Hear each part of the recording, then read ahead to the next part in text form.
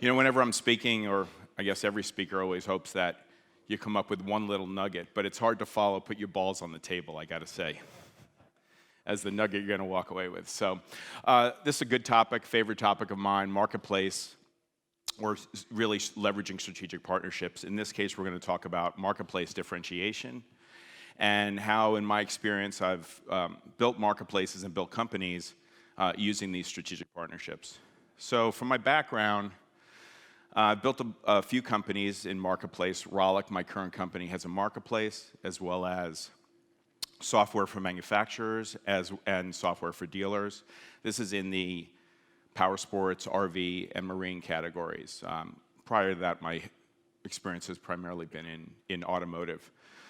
Spent some time starting TrueCar a while back, and then before that, Carfax. So what I'm going to talk about is some techniques of strategy that I've used over time in these three examples. It's not about Rollick, it's not about any of the companies, it's more about how do you build a marketplace, how do you create differentiation and sustain that differentiation, and how, in the end, do you get the market forces to converge on you, especially in an early stage company. And I wrote a book called The Sumo Advantage, which goes through a lot of this. And again, this has been a passion of mine since I started in business. So marketplace challenge in general, it all starts with the chicken and egg, right? Or in marketplace terms, supply and demand, right? How do you get the demand and get the supply at the same time? There's always a shortage in the beginning. And then eventually you want to get to equilibrium, where you have enough supply to satisfy the demand, and you have enough demand to keep the supply coming and to keep them happy and lower churn, as Spencer said, and things like that. So it's a little easier in where you have transactional products, you're selling t-shirts or whatever you are on a marketplace, because everything is additive, right? You're working on your website, you're working in a marketplace, you're putting your stuff there, and if the marketplace generates 1 sale, 3 sales, 5 sales, generally it's worthwhile. I guess there are times where it's not. But in the case of where you're getting inventory and charging dealers more on a subscription basis, there's a relevancy factor that kicks in, right? So if you get the supply, but you're not getting enough volume, they're going to go to other places. It's just not worth it. It might not be worth the price. It might not be worth the time to focus on it. And they only have so much in their digital wallet, so it becomes a challenge. So how do we solve this? So TrueCar. It was actually a controversial situation as we entered the market. We started in 2005, and we went public in 2014, and I left the company in 2016. We were a new entrant in the space that had pretty mature providers, AutoTrader, Cars.com, Edmunds, Kelly, and a bunch of others. But they had a lot of share, a lot of mind share with the consumer, and they had a lot of share with the dealer. So does the market really need a new entrant? To add to that, we had a fairly disruptive value proposition, which was we're going to provide a no-haggle upfront price on every new car. Every new car in a dealer's lot, we're going to show the price to the consumer before they submit their information and connect with the dealer. In 2005, there wasn't one dealer in the United States that was offering an upfront price on a new car. This was completely new behavior, different value proposition, very, very challenging for us. To add to that, our financial model was different. We weren't charging per lead. There was no subscription fee. If we deliver a new sale, you're going to pay a fee. If we don't deliver anything, you don't pay a dime. That's very attractive to the dealer, especially as part of this overall solution. But as part of that, it added another layer of complexity and another level of challenge, which was we needed to match sales.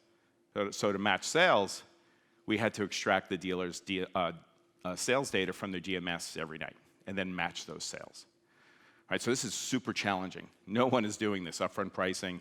The dealers do not want to give access to any third party for their customer data and their transaction data. So how do we solve this? Well, to start with, if we were to approach it from a standard marketplace strategy, you launch a website, you have a brand, let's call it TrueCar, you knock on dealers' doors and you say, hey, we have a new website that we want you to be a part of, a new marketplace. And here's what you're going to have to do. You're going to have to price every one of your new cars on your lot, every one, and we're going to show that to the consumer before they submit their information to you. And you're going to give us access to your DMS, and we're going to extract your sales data every night and look. Now, we're only going to charge you a fee if you sell something, but we need access to that data. It would be a complete non-starter if we went to the market and approached things that way. Dead on arrival. Dealers would probably shoot us in the dealership in certain markets for even suggesting such a thing. So how do we approach it? Well, we use this partnership strategy, and I mentioned that I refer to as sumos as a great metaphor for a big powerhouse that you want behind you, supporting you, even as an early stage company. So we went and partnered with a company called USAA. For those of you who are not familiar with USAA, it's the most coveted brand, the most coveted membership in the United States. It's a financial institution, insurance, lending, banking services, and other benefits that are there for the military and their families. The only way to get into USAA is you're either join the military, marry into the military, or you're born into the military. It's the only way to get in. So it's very exclusive. You can't pay to get in. You can't raise your hand and say, I want in. You have to qualify from that standpoint. It's a very exclusive group, and dealers want this. Everyone wants access to USA members because they're so good and that brand is so incredible, and they really stand for service and quality. So we were able to secure this partnership very, very early on. And this was our go-to-market. It wasn't knocking on the door and saying, you want to be part of this new website called TrueCar. Right? So I gave you the example of one of our salespeople knocking and saying, do you want to be part of this? It's upfront pricing, everything else, and get out of my dealership. The conversation completely changed. And by the way, even on the TrueCar side, even if you got past those hurdles of upfront pricing and access to the DMS, they'd probably ask the two main questions. How many visitors do you have? How many customers? Well, we don't have any customers right now because we don't have a website because we need your supply. What's the quality of your customers? Well, we don't know. We think they're going to be great, but we don't have any customers right now because we need the supply. Can't get the demand without the units. We need upfront pricing, everything else. So that completely changes when you're walking into a dealer and the first thing out of the salesperson's mouth is, hey, do you want to be a part of the USAA car buying service and be a USAA certified dealer? Every dealer says, yes. What do I need to do? Certainly if they know USAA, they say it immediately. Now the conversation changes. At least you're in the conversation. Oh, to be part of the USAA program and be a USAA certified dealer, you need to provide upfront, no haggle pricing on every new car on your lot. You're going to give us access to your dealer management system. We're going to extract all that sales data every night, and we're only going to charge you if we match a sale. This is no charge to you. We take on all the risk. We're going to do all the marketing. And if we sell you a car, you sell a car through our platform, then you're going to pay. But you got to do all this. You got to give us all this information. And still, there's a whole chunk of dealers that would say, nope, not interested. But you start to get the ones, the early adopters that say, you know what? To get access to USAA, I'm in. And you only need one Honda store and one Toyota store and one Chevy store to start, and then it grows from there in each market. And that's what we did. And never once did a dealer ask, how many visitors do you have? What's the quality of your customer?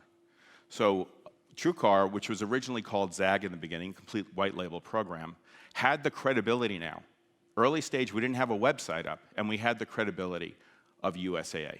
That's what I refer to as the sumo, this big partner that gives you the power in the market that you're competing in, and we have the weight of them behind us. And then we continued on that with Sam's Club, Amex, AAA, Consumer Reports, and a lot of other manufacturers in this affinity strategy to try and transfer trust from these brands onto the dealers. Because as we know, dealers have a challenge with trust in the consumer's mind. So this was able to normalize that a little bit and transfer some trust on.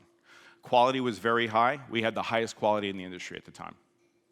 Right? No one beat it. We by a significant percentage because it was USA members, and if you're a USA dealer, you're more inclined to buy at that store just because you're part of USAA. And these other brands as well, if the brand resonates with that customer. So that was a really, really great way to accomplish our goal, go after the market, and set the stage for the demand side, the supply side, without worrying about the demand yet, meaning we didn't need visitors yet. Plus our CAC was really low because we relied on our partners to do all the marketing for us, which they did effectively, which was great. So let's talk about differentiation and increased demand once you have this partner. And these are just examples. I could come up with many more examples that we've used over the years in the various companies I've been part of. But I want to talk about after you have the Sumo, after you have this partner, how do you align with their products? Because if you align more with their products, it's better for you. They want to push more of their volume, in this case customers, buyers, members, into your solution because you're so aligned with them. It's just not a benefit, but how do you align with the product? And that's what we did at USAA. So USAA is a lender, and we developed a program once we had coverage around the country. And as you can see here, they would offer new car loans, and the new car loans at the time, this is just a shot of 1.79%. But if you use the car buying service, the USAA car buying service, you save 50 bips. Right? So now it's even more affordable and more compelling to use the USAA dealer network versus the rest of the dealer network. And remember, we're a subset. We're 2,000, 3,000 dealers of 20-something thousand at the time, 30-something thousand at the time, depending on if you're looking at rooftops or franchises. So how do you create more stickiness and more conversion and more quality in the network that you're working, in the supply side that you have that you've secured? And this helped with that. And we got bigger and bigger and higher quality, and the dealer satisfaction kept going up. The churn was very, very low because it was important to be part of this unique group. And again, not everyone is part of it. We weren't going for every dealer in the market. We were going for the right dealers who can treat the customers and the members the right way with upfront pricing and everything else. Distributed risk. Partnerships can also help with distributed risk. I'm going to talk about a black swan event that happened. We all can't anticipate those, but it does happen. And this, again, partners with USAA as an example of many examples that we can come up with. And the financial crisis in 2008. 2008, the market crashed, financial crisis. This was all about credit. So at that point, no credit's flowing. No credit's flowing, no cars are being bought, certainly with financing. Dealers had a hard stop. Captives were not funding. Most third parties were not funding either. USAA was still lending because USAA understood their base of members. They had all their underwriting dialed in. Their credit flow didn't change at all. So now, as part of this dealer network and us partnering with dealers, our members, our customers that we're bringing to the dealers are walking in with financing and kept the dealers going in that way, the ones that participated. And we became even more valuable to them at a time when they were really hurting and having a hard time. So this whole idea of membership, of affinity and partnership has a ripple effect throughout the organization if you align it properly, aligning with the products, bringing value to each, and it all has to work for everyone. Has to work for the dealer, has to work for USAA, certainly has to work for the member. And that's the idea of leveraging a Sumo in the business battlefield. You are trying to win, you are trying to differentiate. So let me give you another example. When my time at Carfax. Carfax at the time did not have a marketplace, right? Carfax is a vehicle history report is their main product. You can see the history of the vehicle. Carfax strategy, which was a great one, in my view, was about turning that report from a cost to a sales and marketing tool. Dealers would use it to pull a report when they were in the lane at an auction. They wanted to see if there was anything bad on the report about this car. We wanted the report to be front and center to the consumer so that these cars became more attractive if they had a Carfax report on them, and it worked. So we had partnerships with cars and others, but we really wanted a partnership with AutoTrader. Why? Because when the cars are being listed at the dealerships that use Carfax, we're embedding the link, and if the dealer paid for the report already, that report is available for free to everyone who's viewing that car. That's how the report becomes a sales and marketing tool and not a cost center in the lane when they're acquiring vehicles through the auction. Now, there was a challenge with this. AutoTrader had an exclusive relationship with AutoCheck for years and years and years. Carfax, in fact, never worked with AutoTrader. This was a challenge for us. How do we get around this? It's a multi-year deal. It's been going on forever with renewals. We have the rest of the market, but we do not have AutoTrader, and we wanted to finish out the puzzle. At the same time, we had all these manufacturers that were launching their CPO programs and requiring Carfax as part of the CPO. Not vehicle history, but it was our job to get them to require Carfax. And by the time I left, we had 26 manufacturers for CPO, mandating Carfax, not mandating vehicle history. That's a big distinction there. So you're leveraging your partnerships again. What ultimately happened was our partnerships with the manufacturers created a conflict for AutoTrader. AutoTrader is trying to partner, or I should say, sell advertising to the manufacturers and advertise all their CPO and badge the CPO, and every time that happened, AutoTrader would receive money. So it was an ad play. But because Carfax was working with so many manufacturers now and mandating it, this put AutoTrader in conflict. The AutoTrader AutoCheck exclusive deal was now a problem in the marketplace for AutoTrader. And we systematically went through with our manufacturer partners, and the manufacturers applied pressure to AutoTrader, saying, yes, I understand you have AutoCheck.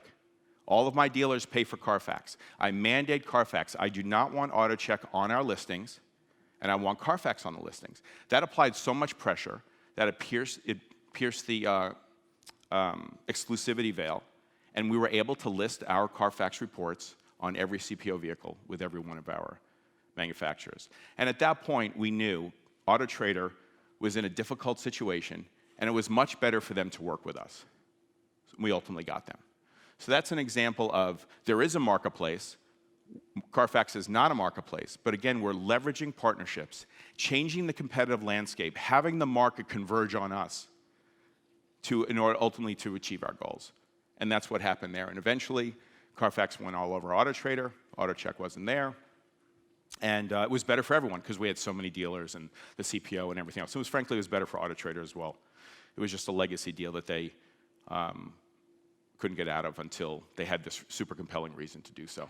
So Rollick, let's talk about Rollick for a second. Rollick has a marketplace. We also have a software platform for manufacturers. We work with about 130 manufacturers now that subscribe to the platform. We also work with dealers, and we're approaching 2,000 dealers that are now paying Rollick for using the technology.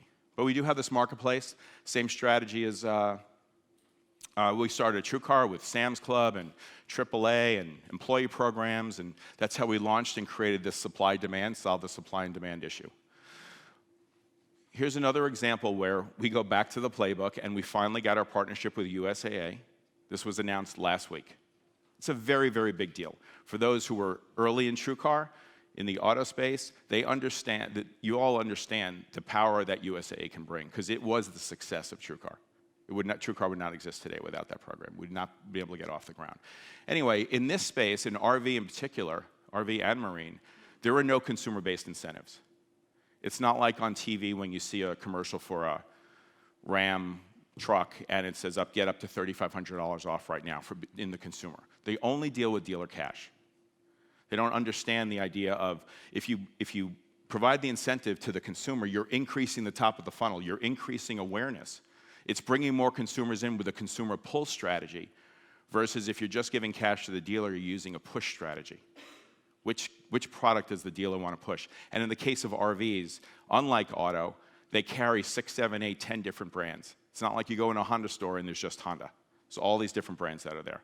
Anyway, we wanted to talk about target incentives. We did this at TrueCar with Mercedes and many other brands, and it was hugely successful. So how do we transform this industry? It's hard. When we talk about it, they say there's no really compelling reason to do it. But now there is. We formed the USAA partnership and created the RV Savings Program. And you'll see that expand to the rest of the categories that we work in, power sports and marine. We now have 11 manufacturers. This launches next month. 11 RV manufacturers who have said no to consumer-based incentives forever, and certainly to us for the last few years that we've been talking about it, and now join the program. And somewhere between $500 and $5,000 is being provided to the member for using the program and buying their products over others. And it's our job now, with partnering with the RV manufacturers, to try and shift share, to try and get more sales and throughput to their brands over the other brands, because this membership organization, these members that are part of USAA and trust USAA, are now getting some extra benefit on top of every other cash incentive that may be out there with the dealer. And the dealers love it because we're lowering the price, and it doesn't come out of the dealer's profit center. So it works for everyone, the dealer, the consumer, the manufacturer. So we're really happy with that, and it's exciting for us. Anyway, that's my time. I'm happy to take questions now and answer how you can all get your sumo to knock out the other one that you're trying to compete against. Thank you. Bernie, thanks for that. We'll bring up Slido. He got some questions for sure. How did you manage to secure a partnership with USAA in the first place? And what was the incentive for that? Yeah. So this gets to, it's more of an approach first. Obviously, the market, it has to be compelling for the partner that you're going after. In this case, though, it starts with defining the difference between sales and BD and understanding that, I use sumo as a great metaphor because it really is versus in sales, you want to go out and get the 800-pound gorilla, the big whale in the space. You have to use different techniques. BD is a catch-all. A lot of people think it means sales, but you have to define it differently, and then you can go after the approach. The value proposition to USAA at the time was that they can be bigger and better in this category than they were. Right, so this actually started as an RFP for technology. They wanted configuration technology, Chrome at the time, and some other services that were there. And we turned that RFP into a strategic partnership that had nothing to do with technology. It had to do with solving a member's problem.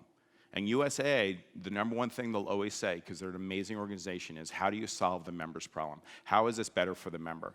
And we needed to show that what their vision, what they thought their capabilities were from a limitation standpoint actually were not the case. And partnering with a company like us, even though we're early stage, even though we had no track record other than our histories before starting this company and the credibility that we had, that they can do this and that this actually can be better for the member. And over a period of time, we were able to get them. But the compelling reason when it's better for the member, we can help them align with their product with generating more loan originations. And all of that came together at the right time. And there's more detail about it. But now, next question is, if your monetization model does not rely on per transaction fees, how can you provide funding for affinity group members to join? How do we provide funding? You mean the lending? Yeah, I guess so. So, well, this was, USAA was the lender. So we were relying on, we did only charge on a per sale basis. So when we were charging, if we received some money, we used that money to help buy down the rate. And USA would buy down the rate as well because it was in their best interest to send the members into the USA car buying service for experience and loan origination, and there was a whole variety of compelling reasons to do that. Okay. How do you reach out to companies, for example, American Express for a partnership? Mm-hmm. Just pick up the phone. Do you actually know someone internally? Is there a partnership? There must be a partnership segment to the group anyway. Yeah, so this is the biggest challenge is how do you get the conversation started, right? And there has to be, again, it's a very different approach than sales. You need different people than salespeople. They're not going to approach the problem the same way because their motivations are different. But it starts with you have an idea, you have a vision, you have a compelling reason and a true belief that you can partner together. And again, these are partnerships. You're not asking for dollars. Right? One of the big differences between sales and BD, in my view, in terms of how I define it, is after the contract is signed, there's no money that changes hands.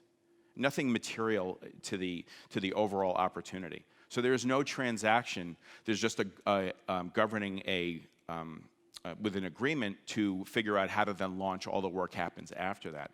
So approaching them starts with there is a really compelling reason for that company to align with you, because your business can significantly help them.